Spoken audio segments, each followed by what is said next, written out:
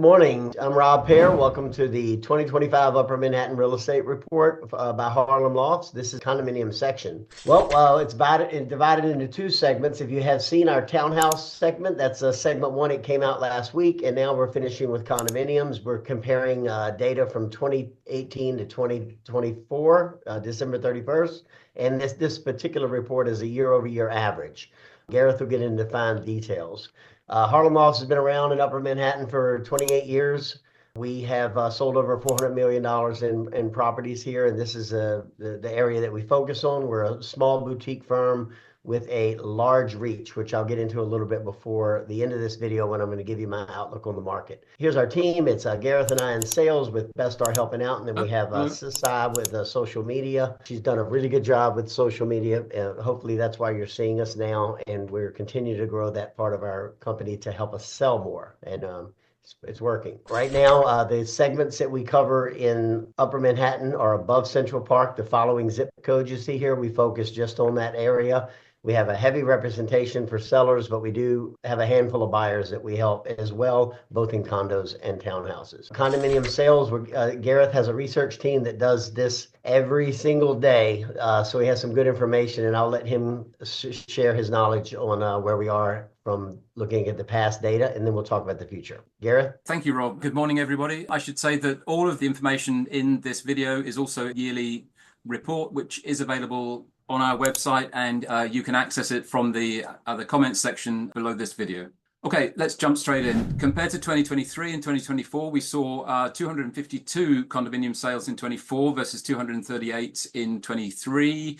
Statistically, that's no change. Putting that into context, and you'll see charts coming up in the next slide. Typical year was 2018, 256 sales. Let's go straight into longer term trends. So 2018, 2024, number of sales is on the left here. The amount of money spent, the sales volume is on the right. You can see the pale blue bar on the left here. 2018, 256 sales. That's an average year. 2020, down to 221 sales. During COVID, and then a post-COVID rebound in 2021 and 22, 395 and 522 sales. That was driven by post-COVID sellouts of large developments, R4. So those are large elevated buildings, boutique buildings. Gareth, I have a quick question. If 522 condominium sales and sales volume 533, a pretty close number, it's telling us that the average price is $1 million? Yeah, that's on the next slide, Rob, and I'll go right through it. So post sellouts in 2022, in 2023, the market kind of dropped, reverted to normal, but was also impacted by increased interest rates. So the number of sales dropped to 238, and the amount of money spent dropped to $200 million. That's now starting to recover as interest rates decrease and prices have come down. So the market's more attractive for buyers. If we look at the analysis of average sale price year on year, 2018 to 2024, you can see that it was pretty steady from 2018 through 2021, and then rose to just above $1 million average price, Rob, just as how you mentioned. In 2022, that was driven by these large boutique sellouts, large buildings with gyms and roof decks with barbecues and all sorts of, high-end things that buyers wanted to, be around. That pushed the prices up.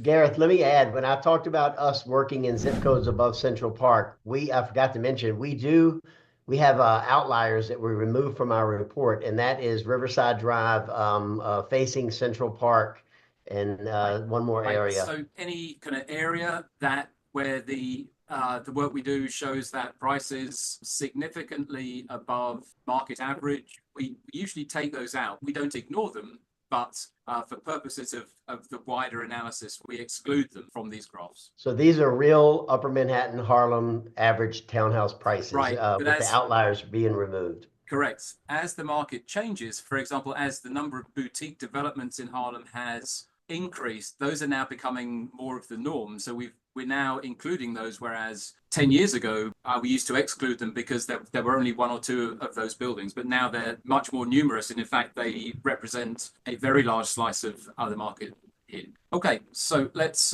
look at sales by price. You can see here, sales are categorized by sales under $500,000, 500 to 1 million, 1 to 1.5 million and over 1.5 million. And you can see that 75% of sales under $1 million, especially between $500,000 and $1 million. Okay, so let's look at condominium sales by class. Condominium classes in Upper Manhattan, represented in Upper Manhattan, are the R1s. Those are 2 to 10 unit, usually pre-war. Some of them are more recent. R2, that's walk-up condominiums, and R4, those are the large elevator buildings, including the recent developments that dominated sales in 2021 and 2022. These graphs show sales by class in 2024. Price by class in 2024, and the price per square foot by class. You can see that the dark blue on the left here, dark blue bar, R4 units dominated sales. That was 81% of sales. If you look on the right, price per square foot by class, the R1s and the R4s have a pretty similar price per square foot. Those two condo types are very different. The R1s are the kind of more boutique, often have period detail. They're, larger. There are very few of them. They are a very good investment. Does that also include the small townhouses for unit townhouse? So the townhouse condos are either in R1 or R2, Rob. They tend to be R1 condos. They do tend to bring in a very good price per square foot. People like them. Okay, R1 and R4, similar price per square foot, but they're very different. Okay, so let's look at inventory. Condo listings, this is inventory over time from 2020 through January 2025, currently at 201 listings on the market. Inventory rose post-COVID to about 350 listings on the market, remained high through the condominium sellouts in 2021 and 2022, and then normalized, now currently standing at 201. Okay, let's look at pricing. Just as with sales, 65% of listings are priced under $1 million. Most of those are priced between $500,000 and $1 million. So similar to the townhouse market, if you look at the other video in this series, the lower end of the market dominates listings and sales in the condominium market in Upper Manhattan currently. Okay, if we look at listings price and listings square footage by bedrooms, 201 current listings, 146 are 1 and 2 bedroom units. Price tends to scale with square footage. Prices go up with the number of bedrooms, and the square footage goes up with the number of bedrooms. So if we look at the next slide, if you look at price per square foot by number of bedrooms, on the left here, studios, pale blue on the left, dark blue, three plus bedrooms on the right, you can see that price per square foot is pretty similar across the board. Price of, or the cost of running a condo, so that common charges plus the real estate taxes, goes up with number of bedrooms as well, but the listing, maintenance, and taxes per square foot by bedrooms, you can see that decreases with the number of bedrooms. So basically, monthly costs per square foot are higher in smaller units with fewer bedrooms. Okay, let's go from, we've looked at sales, we've looked at listings, let's finally look at in-contract properties. The profile for in-contract units resembles that for listings. The under 1 million segment of the market and 1 and 2 bedroom properties dominate the in-contract list. Okay, and then finally, if we look at turnover, that's the percentage of listings that sell in any given month. It's currently at 6%. You can see here, we've got turnover from the start of 2020 through the end of 2024. Currently 6%. Did peak in 2021, 22 during the condo sellouts post-COVID, and then dropped back to fairly kind of standard between 5 and 12%, currently standing at about 6. Seasonal factors do affect this. So the winter months, you'll see lower turnover. That may change with the spring market. We expect the spring market to be busy. It will be driven by new developments. We know where the developments are, and if you'd like more information, please let us know. Okay, so to summarize, the Upper Manhattan condo market rebounded in 2021 and 2022, but has now cooled. That rebound was driven by new R4, so large elevator building, condominium sellouts, boutique sellouts, new developments.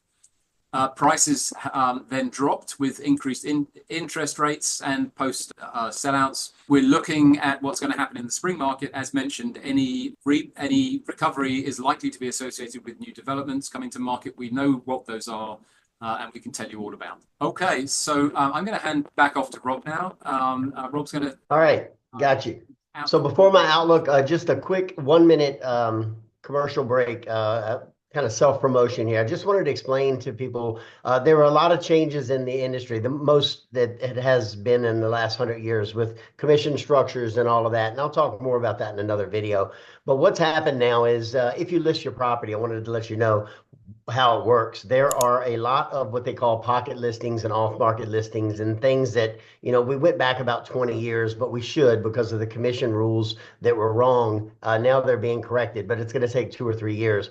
So what is happening right now is there are a lot of pocket listings, off-market listings, and brokerages that are local to the community have a lot of inventory that say the listing syndicating sites don't have. However, I would never recommend you end up selling your property if you list it with someone without going through all of the platforms possible. That brings us to us, Harlem Lofts. We are members on your left of the National Association of Realtors, the State Association of Realtors, which feeds our listings to the new One Key MLS, which is a merger between the Long Island Association of Realtors and the Hudson Gateway Association of Realtors, which runs from Montauk to Putnam Valley. So if you're going to list your property with an agency, make sure they are realtors, make sure that it does go through all of these MLS systems and then ends up on the sites you see below on the front end and the back end.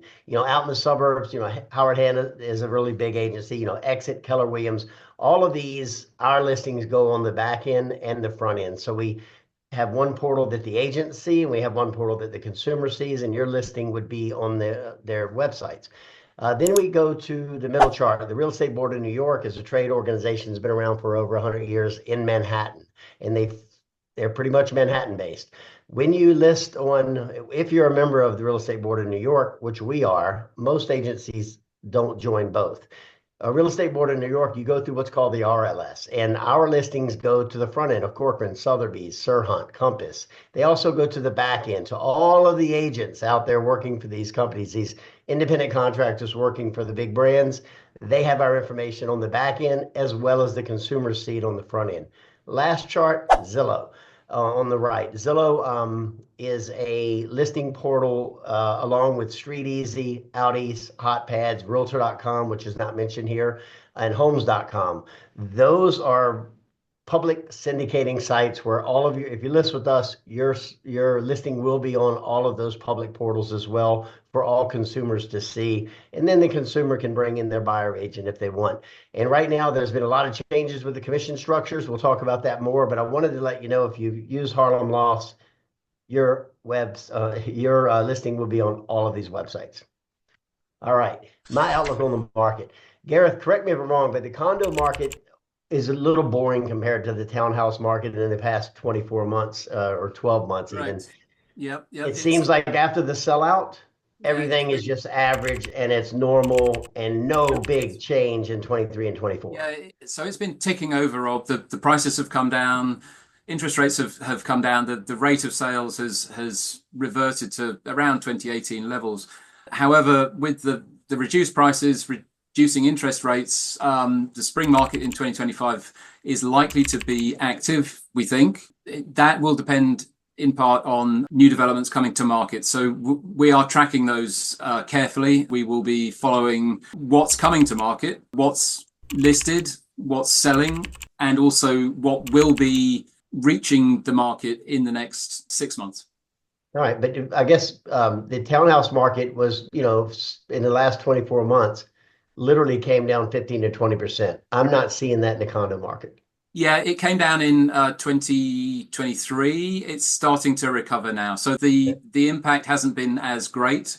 I think that's because the individual units sell for less, so they're slightly less susceptible to fluctuations in interest rates. But prices have come down, and with interest rates also coming down, I think it's a good equation, especially for sellers, for sure, in terms of being able to sell listings. Also for buyers, they can get dream unit at a price that's going to be better than it has been for the last five years. So based on this data in the condo market, here's what I think is going to happen. In the spring, you're going to see increased inventory for developers that have delayed their properties due to the interest rate debacle, similar to COVID. So you're going to see higher inventory. You're going to see higher prices because I think there's pent-up demand in buying, and Right. things have, the condo market kind of held its own as far as prices going, dropping too low. So it's been pretty steady. So my prediction is you will see increase price per square foot, increase average prices on condos,